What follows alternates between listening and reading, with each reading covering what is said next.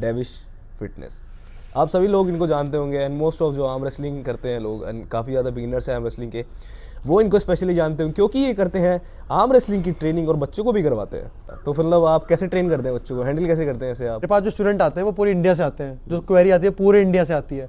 अभी इस टाइम मेरे पास मैक्सिमम लिटरली हर एक स्टेट से 3-4 बंदे हैं ही हैं, ठीक है। मतलब हर स्टेट के मेरे पास स्टूडेंट्स आते हैं। तो आपको लैंग्वेज डिफरेंस नहीं होता कभी कभी? जैसे साउथ के जो मोस्ट ऑफ देखा है आपने कि साउथ साइड के लोग भी अब काफ़ी क्रेज आ रहे हैं आर्म रेसलिंग में, तो लैंग्वेज डिफरेंस नहीं होता आपका?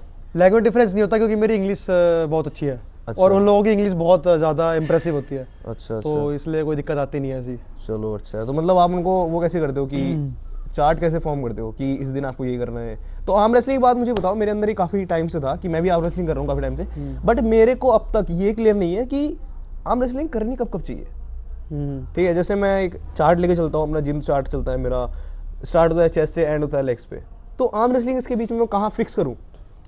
सबसे पहली बात तो अगर किसी को आर्म रेसलिंग का ट्रेनिंग शेड्यूल बनाना है तो उसको ये सोचना पड़ेगा कि वो एक arm wrestling as a fun way करना चाह रहा है या फिर एज अ प्रायोरिटी लेके चलना चाह रहा है। अगर वो एज अ प्रायोरिटी उसको लेके चलना चाह रहा है तो उसको एक टाइम पे अपने जो बॉडी मसल्स है उसको तो इंप्रूवमेंट उसको रखनी पड़ेगी, लेकिन उसको थोड़ा सा साइड रखना पड़ेगा।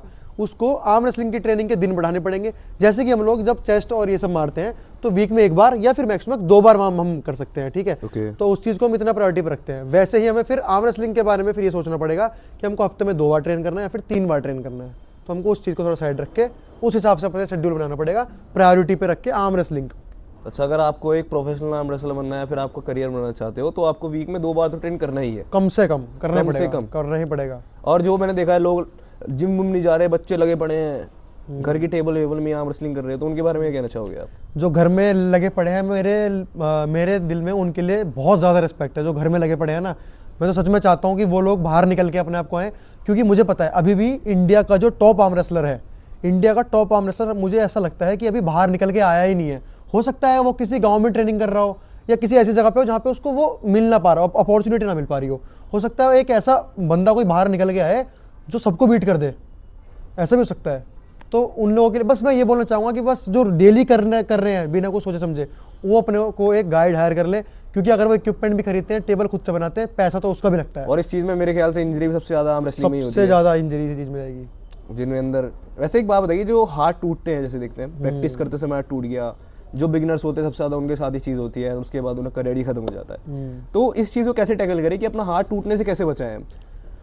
अपना हार्ट, जो लोगों का हार्ट टूटता है ना, वो सबसे पहले तो टूटता है एक्सपेक्टेशन को लेके। अब मैं किसी, जो मेरा आइडल है वो मान लो 5 साल से आर्म रेसलिंग की ट्रेनिंग कर रहा है, वो 100 किलो उठा रहा है मान लो साइड पे से, वैसे तो कोई इतना उठाता नहीं है, बट मान लो उसने 100 केजी उठा लिया। अब मैं उसको देख के इंप्रेस हो जाता हूँ और मैं जब जिम के अंदर जाता हूँ मैं चाहता हूँ कि मैं भी जल्दी से जल्दी 100 किलो अचीव कर लूँ, ठीक है।